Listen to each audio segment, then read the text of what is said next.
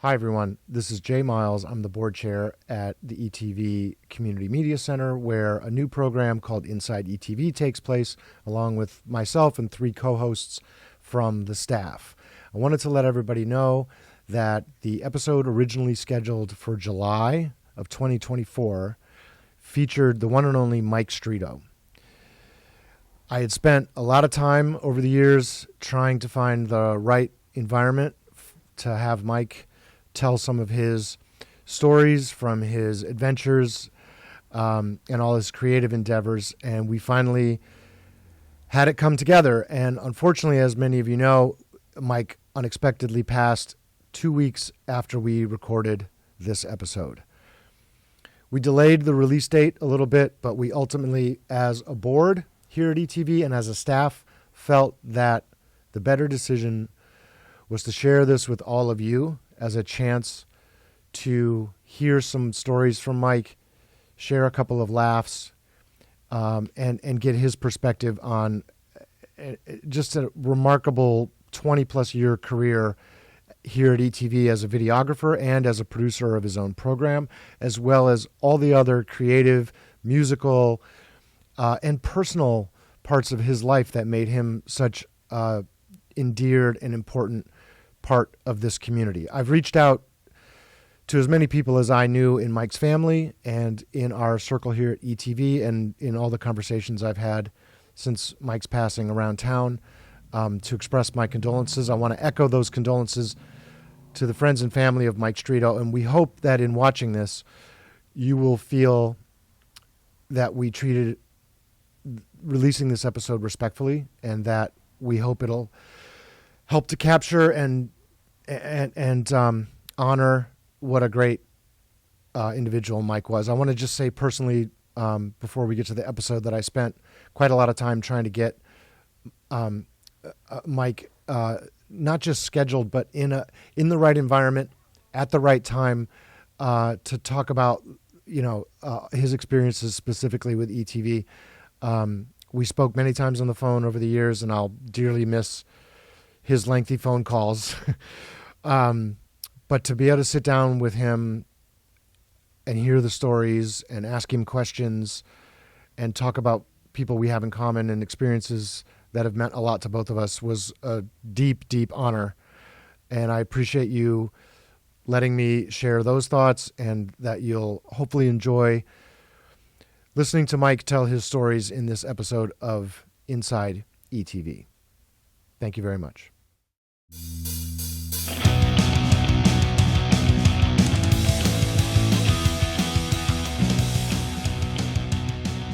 Folks, it is my insanely great pleasure to welcome to the new ETV Community Media Center former producer of the year, multi-award winning videographer, and good friend to one and all, Mr. Mike Streeto. Hi, Mike. Hi, thanks for having me. Get yourself a little closer to your mic. Mike. Thanks for having me. Even closer. Okay. Drummers, you can't. There you go. Yeah. Okay. Hey, man. Good to see you. Welcome to. I can't believe we're doing this. Seriously.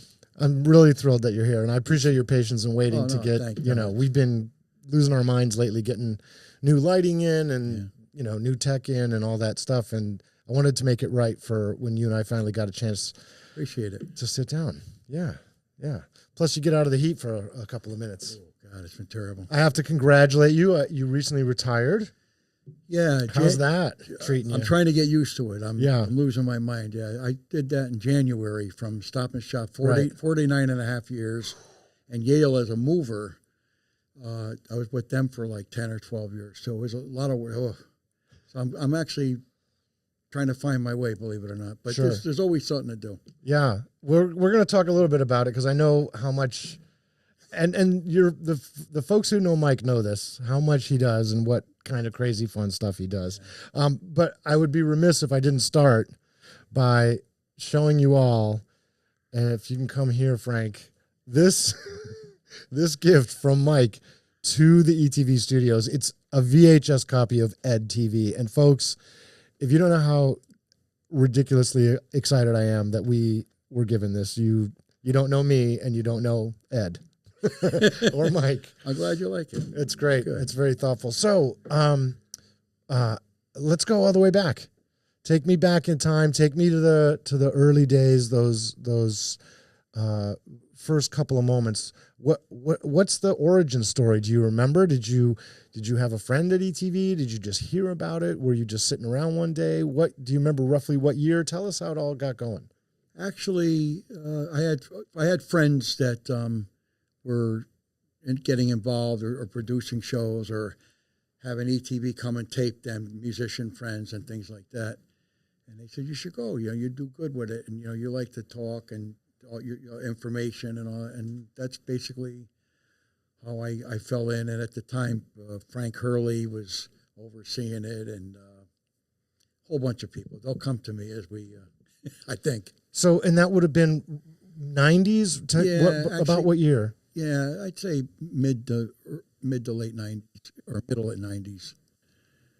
And what was the, were you just like curious? You were like, oh, this looks cool. What hooked you in? Everything. The idea of doing it. Once I started to do it, I was like a junkie with it. I couldn't do enough. And they used to send me, I covered everything. I mean, whatever it was, I went and took care of it. As well as then I started to do my own show called On Location with Mike Streeto, and other stations picked it up. But basically it was, ETV, East Haven TV. And it's kind of funny, but when I was looking back, people would come up to me, hey, like I was some big, I'm in a it's crazy. You're looking at it now, people come up to you, hey, you're the guy on TV, and you're almost embarrassed, But yeah, it was I had a lot of fun with it. They kept me busy. I had a lot of shoots. I did a lot of shoots. I did everything.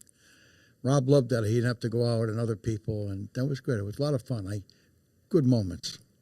You're talking about Rob Becker, of course, yeah, Rob Becker. And there are some other huge names in the ETV world that you cross paths. So Fred Brow, Ray Smith. Yeah. Ray was great. Who else should we remember that was around during those times? Frank Hurley. Right. I'm blanking here. Bill Biskey was one of the guys. Yeah, around? Bill Biskey. Yeah, Bill. Yeah, I haven't talked to Bill in a long time. He comes in every now and then. Yeah, does he? Yeah, he gives us, footage that he shot 20 years ago. What that depending on the time of year or whatever. And we've been running it. It's cool. So you started Maurice Sadig, of course, ran things for years and years and years. Yeah. So you were kind of a freelance videographer, just going and covering town meetings, and covered almost everything: town meetings, concerts on the green, whatever it took. Tree lighting every year. I was out there doing the tree lighting, and I did it all. And I still have a lot of this on big VHS tapes, and slowly we got better. Technology got better. Used the big cameras. Then in the end, I was using the mini DV, the small camera. But yeah. And then, what was the decision? What was the critical mass when you went from just doing? Not that those are not important, but when you kind of came into your own as a producer and decided to put your own show together, how did that come to be? I just felt like doing it, and people were saying you should do this, as well as still do things for ETV. I was doing both things, and I was just like, was really proud and psyched to be a part of it, and to be covering everything. I really enjoyed it, and I was trying to get better at it, and Rob would show me and talk to me. A lot of people, it was good. It was good times. So tell me about the show. Was it entirely remote? Did you go to different restaurants? Did you go to different events, or was there a studio segment as well? How did it work? Most of the time it was just what I call it, live on location. I would go somewhere and shoot there and talk to people. It was very rare I sat down and did anything like the way we're doing, but I did do some of that as well. But I favored more doing it live at that moment kind of thing, Now, you and I talked about a bunch of stuff the other day, and one of the things you just hinted at it is that feeling, and I get it to this day, and I hope my staff gets it, is this feeling of pride and feeling like, yeah, you know what, like, okay, it's just another town council meeting, or it's this, or it's whatever, or it's Board of Ed, or it's a hockey game, but like, you got the crew shirt on, you got the gear with you, people say hello, they recognize you, they value what we do and what we help bring to the community. Tell me about that feeling. that you had for a little, during those times? I actually would have people come up and thank me for doing it. At the time, it's probably different now, but at the time, everybody was very busy or they didn't want to go out and do it. And I couldn't grab enough of it, whatever it was, even if it was, excuse me for saying this, maybe a boring thing. I enjoyed being there, or I felt it should get out there. I liked seeing my name at the end and that I took care of it, And the other thing that I want to talk to you about, we talked about it when you came in today, is Mike's first time in the new ETV on here on Main Street. So it's cool because I know he recognizes a couple of the pieces of furniture, but we actually have some of the older cameras and stuff. So Mike and I were talking about that. Tell me about that stuff, because I don't think people maybe fully realize, these big honking VHS cams, you're shooting onto VHS. Yeah. Right? Yeah. And you got, maybe you got a headset, you got somebody maybe with a microphone, or maybe you're holding the mic, big battery packs. Yeah, Those were, tell me about that part of it. It was heavy. It was heavy stuff. And I was always worried the weight, or I'm going to drop the camera, God forbid. And the tapes are humongous. And I couldn't wait to get to the point, which we did, where with the smaller cameras, obviously. But yeah, it was a kind of a workout. It was like basic training, It was like you graduated. It looked. I look at that. I just don't remember carrying those things, and the big tapes. Good stuff. Tell me, were you exclusively a guy in the field, or did you help on some of the studio shoots as well? I know they did a lot of live stuff. Yeah, mostly in the field, as I remember. Mostly in the field. Now and then, but very little. More always going out and doing the field stuff. Yeah. And what about, did you go in all kinds of weather? Did you go? I did. I did. You hinted at the Christmas tree lighting, freezing. There were some really nasty ones on that green, but I was excited still to be there doing it. I got so into with the camera and doing it, and talking to people, and that's where I started to interact with people. Before I was just basically shooting, or I would go out and be someone's camera guy, and eventually they pushed me, no, you got to do this. We're going to get you away from this. Let's get you up like that. And it worked out good. Yeah. It was good. There's a part of it that empowers you, not that you become fully yourself, but there's a confidence and a value that I think you get out of doing production when you do it respectfully and you get that back, and it's the greatest feeling in the world. It really is. Very fulfilling for me. I loved it. So I think most people might think of ETV. They think of the Co-Av studio. We were there for many years before coming here to Main Street. But there's a couple things I wanted to ask you about, and I've been dying to ask you. One of them is that it used to be located in the spot where the Walgreens is now, across from the green. It used to be, I think, the John Hancock building. Yeah, that's right. Were you involved, or were you around? Yeah. So tell me about those days. You got to be careful going down them stairs. You could, if you fell, you was going to hurt. But I liked the idea that it was so close to the green, because I was covering a lot on the green, so I could just go there and get my stuff, and I liked it. But yeah, I liked everything, really. It's hard to say, That one I liked. The later ones I liked. Obviously I'm not here anymore, but I really enjoyed where we were. A Co-Av eventually, especially, yeah. So the other big question I've heard this before, and I think it's true, is I heard that there was I think it was either a Fall Fest or one of the concerts, right? At one point, that they ran a cable from the studios across Main Street. They did. Okay, so were you there that night? I was, yeah. Tell me that story. Well, I don't remember a lot of it, but I just remember us doing that, and I thought that was amazing or unique or almost scary. So they could be live from the green, right? Yeah. I mean, Technology's come a long way. Yeah, it's so easy. You just go live on your phone now, and and in those days you had to have somebody on a ladder going through a window to physically connect your feed. Yeah. And a cable long enough, which I think is still in the basement, by the way, of this building right now. It's huge. It's hundreds of feet, and we have it all coiled up. It's got to be it's got to be that one. Yeah, it's got to be that actual physical cable. Yeah, you did your homework. Yeah. Well, you confirmed it though. Yeah, I'd always heard that maybe that had happened. Yeah. So were there any other crazy tales from those days that you can remember? Was there a live event that stands out to you, or a concert, or any of those shoots that you were on all those years ago? I honestly, I'm going to say no, or I don't remember. I'm sorry to say, but yeah, it was interesting working like that though. It was totally different. I'd rather have today than what we had, but that's how we got to today, I guess. Yeah, you made it. You made it work, right? Yeah. You had to make it work. For your show, was there any particular guest or episode or place that you visited that stands out in your memory that you were proudest of or happiest with? There was a local singer from East Haven called Louis D'Angelo, or he goes under Louis D. So I enjoyed him. But I actually talked to celebrities and things with the festival. We had like Tony Orlando and people like that. So I was able to rearrange later different things like that. So but I had a lot of great shows. I got into more learning shows and things too, like some library things, an author would come. I got into it. I started to get really into information, Mm-hmm. and they appreciated that somebody was doing it. And then sometimes once I started to talk more, I would bring someone with me, and I was, taking care of it. And I got more into that, and I got farther back from the knowledge of things, and I didn't like that. You can't kind of have it both, Sure. So I would lean on Beckers and people like that were just like very, like your guys are very knowledgeable, but it was good times. Good. It was a lot of interesting things to remember. Yeah. Good stuff.